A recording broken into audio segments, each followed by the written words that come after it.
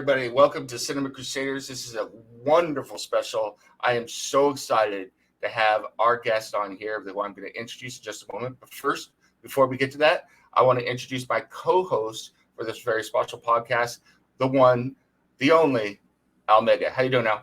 Wepa, what up, me gente, man? I'm glad to be on, man. I can't wait to speak to this legendary person, yo, because, oh my God, in that book, man, like I was telling her pre-thing, I was like, yo, I was going through an emotional roller coaster. Absolutely. So I can't wait to talk about it. As you might guess, if you can see a little bit of the background behind us, our guest is just unbelievably wonderful, but we did a little intro for her, so we'll do this, and then I'll introduce her. So we are... So as you can see, we are talking to none other than the incomparable Cassandra Peterson, who plays the hostess with the mostest, the girl who doesn't know how to say no unless you ask her if she can say no, Elvira. But she's a wonderful actor as well, comedian, all around just incredible performer and wonderful lady, Cassandra Peterson. Oh, thank you. Welcome to the show, Cassandra. This is, I do have to say, this is a dream come true. I have followed your career since the 80s when I started watching Movie Macabre all the way back then. Just absolutely honored that you have come to our show to talk about your incredible book. Thank you. Thank you. I'm honored that you're having me. I'm starstruck. I'm like, oh my God, the Cassandra Peterson, Elvira, Wepa, yo, this is awesome. So I put together a little slideshow of some images that I wanted to go through that kind of tie back to the book that we could talk about. But first, I have to ask you before we get into this. My wife read the book as well, and I think we talked about this a little bit before when I met you previously. I have to ask the question, and you answered it for me, but answer it for our viewers.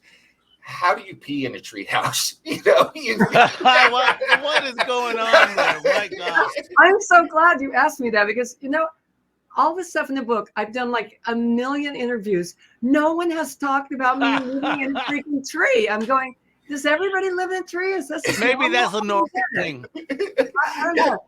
Yeah, no, we had a porta potty up in this tree, and my boyfriend Bill would take it down to the dump like once a week. So just like, those porta potties that are in trailers or whatever, they have chemical thing inside, you take it down and dump it. But that's how it's in the tree.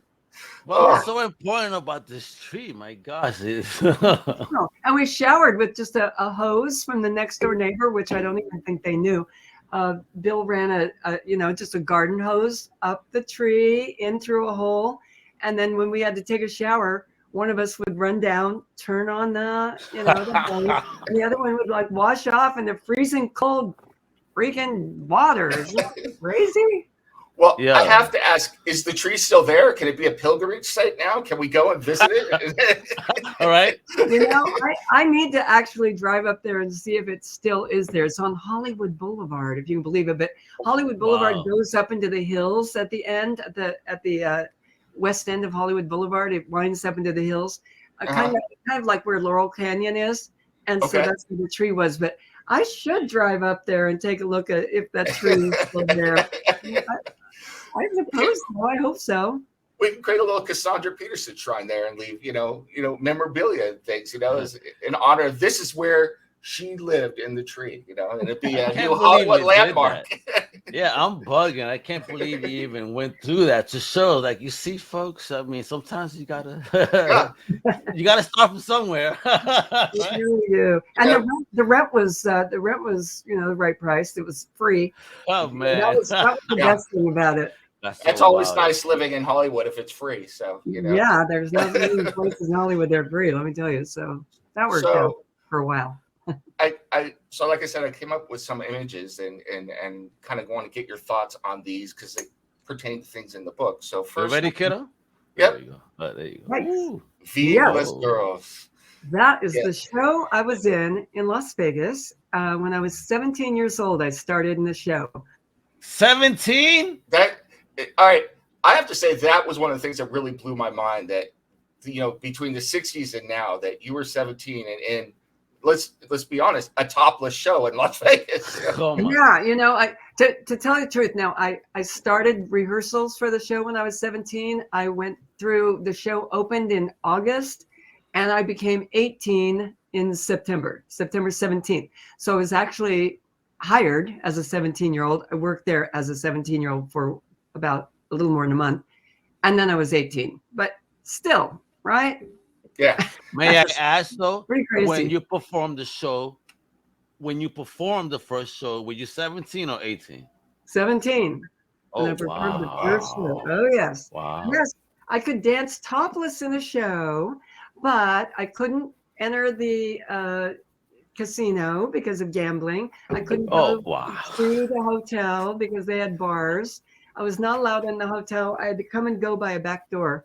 Wow. But I dance around in my skivvies in a show. I mean, it's crazy. I find that as backwards. I mean, no disrespect, but you could show your titties, but you couldn't gamble or have a drink. Yeah. What is this? That's I crazy. know. Well, and don't ask me. one of the things during that time is that you were often out socializing with huge names. Was that on your own, or was that encouraged? I guess I should ask. And yeah, it was a little disturbing. I mean, I'd say it was a lot disturbing. Through your whole career, how these big names treated you. But then the story you had about someone who you very much looked up to, Elvis, was a little bit endearing. So, I was wondering if you could talk a little bit about that.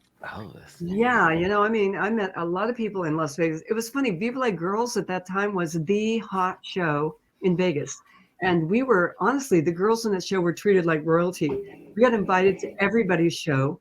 We got to go backstage, meet everyone. So I was just meeting celebrities, every day. It was awesome. And but Elvis, I've got to say, meeting him was a major, major game changer for me. He really was kind. He was really sweet, and he gave me great advice about my career. And I always tell people, man, if it wasn't for Elvis, I was the youngest showgirl in Las Vegas. I would now be the oldest showgirl in Las Vegas. I thought that was such an amazing story. Thank you. It really was. And, I've talked to like about a zillion people now who have told me stories about Elvis that were absolutely wonderful and sweet. And I mean, he was generous and he helped people. Someone just told me that he gave practically everyone he met, this copy of this book, which happens to be one of the books I mention in my book by Ernest Holmes. It's about a law of attraction, that what you think actually comes to pass if you think about it enough, so you've got to watch your thoughts. He used to give that book out, I guess, to everybody that he met. He used to give people Cadillacs, and stuff. And that was when they were really people with absolutely no money or no job. Yeah. But I have heard story after story after story about him just being incredibly kind and generous. So, I mean, that's a great thing, right? I mean, I know people know about him later in life when he really did go down the same rabbit hole as, Prince, Michael Jackson, Amy Winehouse, where your handlers are working you literally to death. Take uppers to get up, take downers to... How did you manage that, though? I mean, did you have those heavy-handed handlers, if you will? I did not, because I was working for myself. I mean, I've always been working for myself, That's what I was going to ask, is how you avoided that, how you avoided that in your career. So yeah, well, I got into some situations, as you read in my book, that weren't so good, and I could have gone a very different direction. My both of my sisters were addicted to drugs and alcohol, and both of them passed away from them. Condolences. That was very sad to read about that. And I certainly could have gone that way. I'm just lucky. I'm like, thank you, whatever kept me from going down that. Do you think, this is kind of a personal question, so if you don't want to answer, feel free. Do you think that getting out of Kansas and Colorado Springs and getting into a different environment helped you escape that, or absolutely, not? Absolutely. Okay. I mean, I really encourage people. I would encourage anyone who lives in a small town. You've got to get out there. You've got to see the world. You've got to travel. You've got to meet. If people met other people from other countries and other people of other races and all that, and got to know them and got to figure out that they're people just like everybody else, there wouldn't be this giant So racist. Absolutely. may I ask what was that primary influence that made you say I gotta get it out of here? Well, it probably wasn't a good one, but it was getting away from my mom. My mom was Wow. very abusive in a lot of ways. You know, I mean, my mom had her good parts too. She wasn't just this evil, you know. It wasn't Evil Lynn from You know. He-Man and stuff. All right, gotcha. Yeah, but trying to get away from her. I mean, trying to get out of my house, get out of the small town, the thinking there, the way, you know, just get Gotcha. away from that. That's all I ever wanted to do, is get me the hell out of here.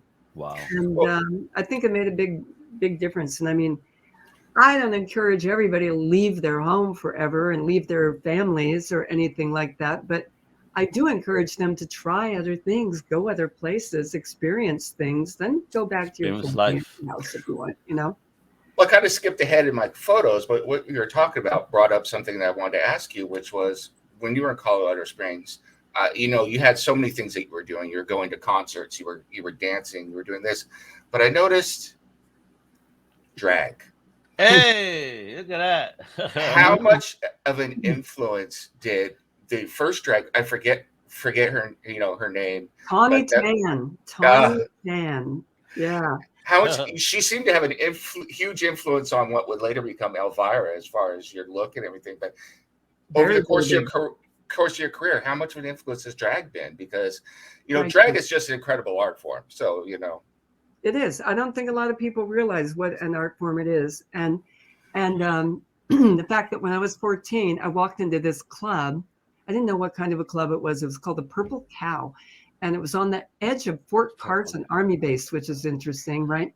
Which I know Fort Carson.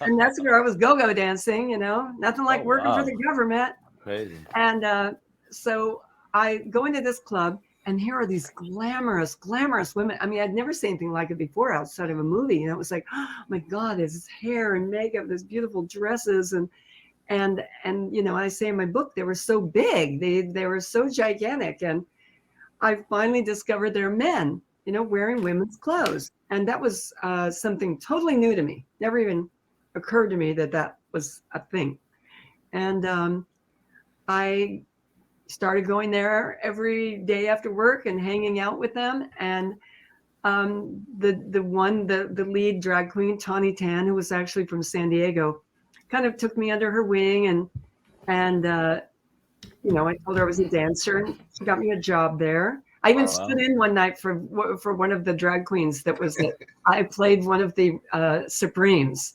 Really? Yeah, and so and people were going, God, you're amazing. You look so much like a woman. And I was like, yeah, I know. Maybe because I am, right? I didn't tell them that part. But she sort of taught me how to dress, how to walk. You know, Nice. do this, put this makeup on. You need your hair more like this. You should Wait, how do you feel about that though? As a woman, now you have this drag queen, which is a man, though, you know, a male, you know, like teaching you, yo, this is how you do it. I mean, how was that experience for you? I mean, was this something that had you experienced before? Was it something new to you?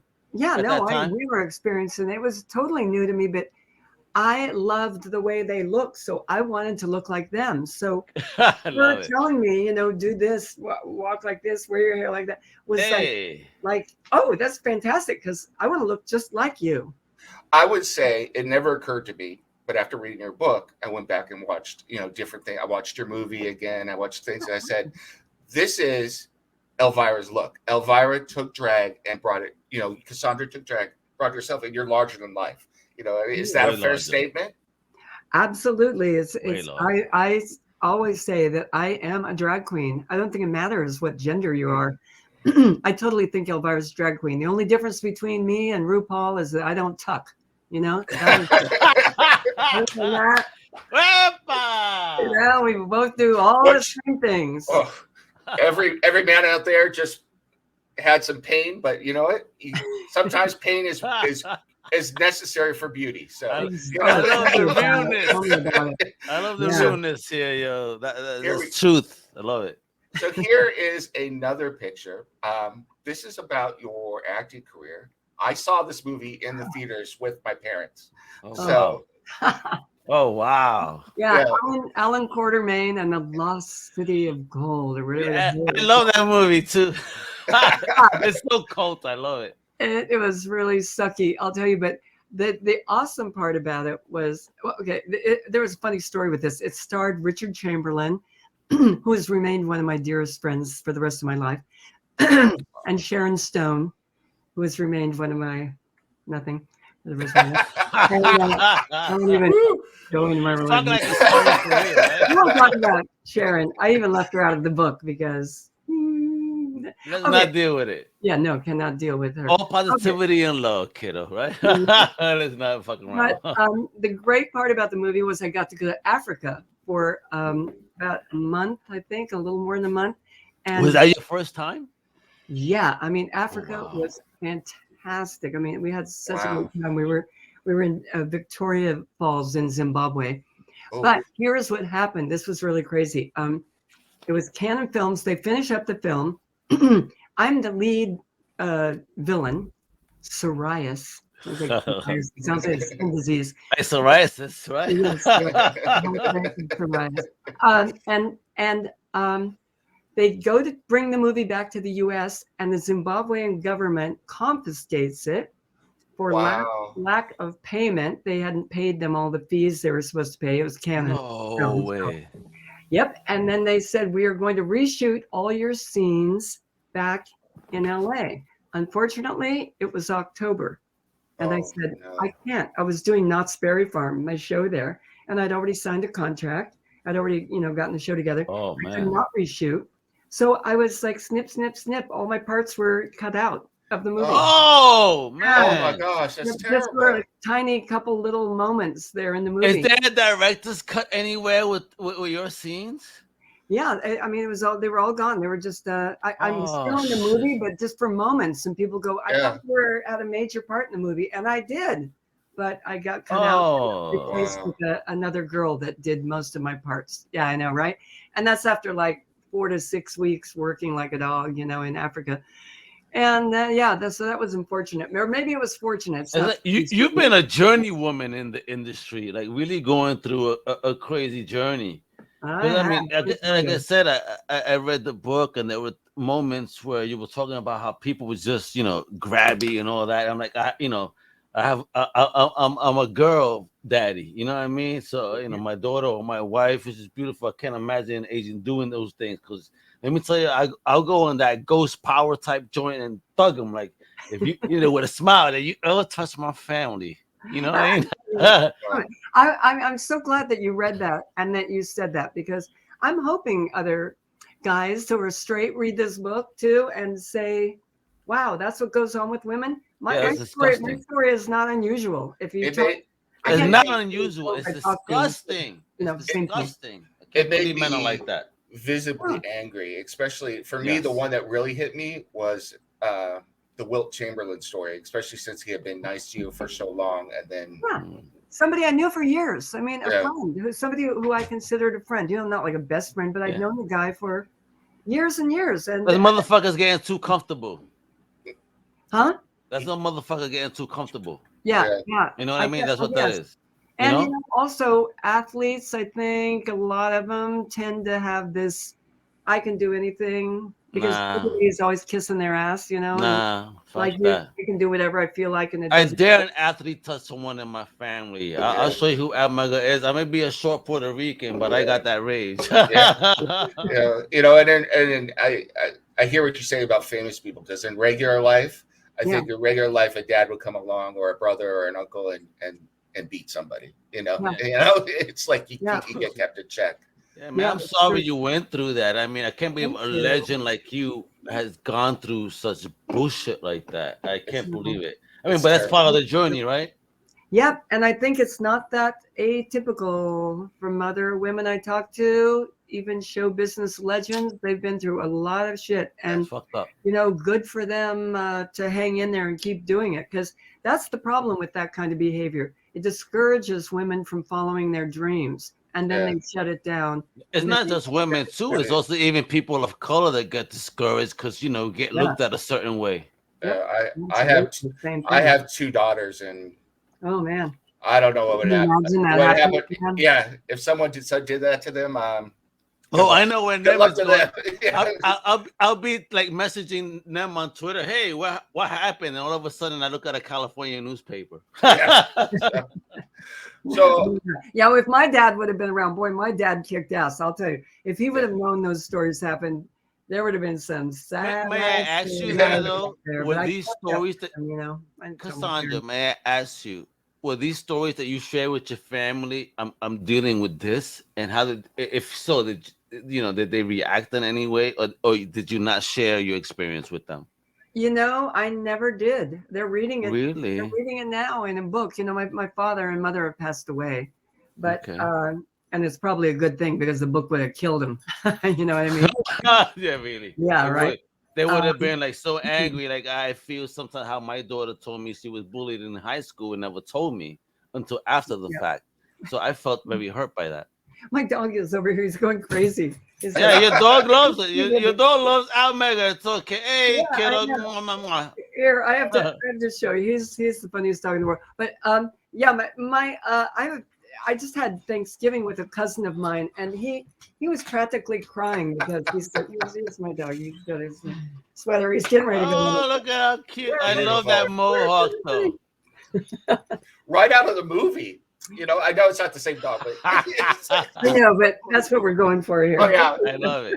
Beautiful. His name's Vinny. He's named after Vincent Price. Big Vin was popping. Yeah, that's Big Vin. Even though that's Vinny. So, but anyway, I do have some relatives right now reading the book in the last few months, and they're all like, "Oh my God!" So they message you. We went through this. They message you. They called you. They call me. They go, "Oh, I love it." How do you feel about that though? That now they reach out. Now that you share your story, I feel good. I've had a few relatives who aren't reaching out, who are just, they're my more religious relatives in Kansas, and I don't know if I'll ever hear from them again. I hope your story encourages more women to speak out and more men to listen. Thank you. That's the important part. And act. And act. That's the other thing. Yeah, not just go, well, what do you do? But do something about it. Absolutely. Thank you for saying that. Because I think that's the important thing. We need to treat everyone the same, and that means treating people well. Absolutely. And and I don't think men really realize the full impact that kind of thing has on women. It's more than just, oh wow, what a bummery experience. It's like I just read a story about a girl wanting to be a politician, and she was an aide at the White House, and one of the senators there was constantly sexually harassing her. Wow. And it stopped her in her dream. She went back home and she decided she wasn't going to be in politics. And who knows? She could have been the next president of the United States, but because of that bad experience, it scared her. And rightly so, and it's scary. It's frightening. Dudes got to understand the difference between a job and a social life. If you live in a professional life, understand it's professional, and you treat your peers, regardless of sex, equally. Period. Right. With respect and honor. Respect is the word. Yeah. Respect and honor, and be cool. Like for real. Like I'm saying it here. I'll say it nationally. Like if anybody would ever disrespect my wife and my daughter, I would beat their ass. I would beat their ass. And if after I read that book, like I said, I felt very emotional because again, being a father of a daughter like them, and to see that experience, it was very hurtful. I'm like, wow, I can't believe a person like you, someone that provided me with so much joy and entertainment, went through such a journey. That shit is wow. That makes me so happy that you're saying that. It makes me so happy, really, you guys. I mean, if more guys would be like you and realize that it's not just other women, it could be happening to your kids or your wife. Man. I don't want to cry. Everybody fucking make me cry. Stop, because it's hurtful as a father, and a husband. Like, damn, why dudes gotta be so fucked up? I know. And the other important part is I don't know if either of you have sons. I do. I don't. People need to teach their sons them. Yes. how to respect other people, women included. Agreed. And be in respectful relationships, and Yep. I guess I can announce it now. My son just got engaged, and I'm happy to see that relationship. Hey! So got engaged at San Diego Comic-Con of all places. So. Oh my God, that's perfect! I love it. Yeah. So to lighten the mood a little bit, I hope I have the right picture. So. Oh wow! You know what? That's so funny. That is not a picture of my house, but it is the house that is right up the hill from me. Oh, really? This house is called Artemisia, and it was just sold. And my house was right down the hill, at the bottom of the hill from that. And my house was called Briarcliff Manor, but the houses are very, very similar. Very similar. Briarcliff Manor. How did you find this spot? That sounds so Elvira-ish. I know. Isn't that a trip? I know. When we found it, I found it. I write about it in my book. I chased a chicken through the Hollywood Hills, and the chicken took me to this house. You chased the chicken. Yes. As a Puerto Rican, I appreciate that so much. And I say, chickens aren't that unusual, but they are in the Hollywood Hills. We didn't really see chickens around that much. And I see this chicken running down the street, so I follow it, and I crawl under some bushes, and it goes just under these huge bushes. There is this house sitting there, and I was like, oh my God, I have to have this house. And there was a for sale sign on it. It was totally overgrown. The for sale sign had been there for years. Yeah, and meant to be. And it was kind of a nightmare, the whole thing. But we ended up with the house. And you're a Viber, of course it's gonna be a nightmare. Yeah, right. And we had some in the book. I talk about some very spooky experiences that happened there. That if you read the book, some real stuff that happened, and it never happened to me before the house. It never has happened to me since. Only there at the house, and I'll tell you, they were creepy. But does it happen when you're in costume, when you're like this? No, they just happen at any time of the day or night. I am sorry, but I am getting the cutoff. Absolutely. Here because I have my next interview coming up. I understand. It was such a wonderful interview. I'm sure we could talk to you for forever, but I understand you have to go. I could talk to you guys forever. This has really been the most fun interview of the day, and you guys are awesome. I had so much fun.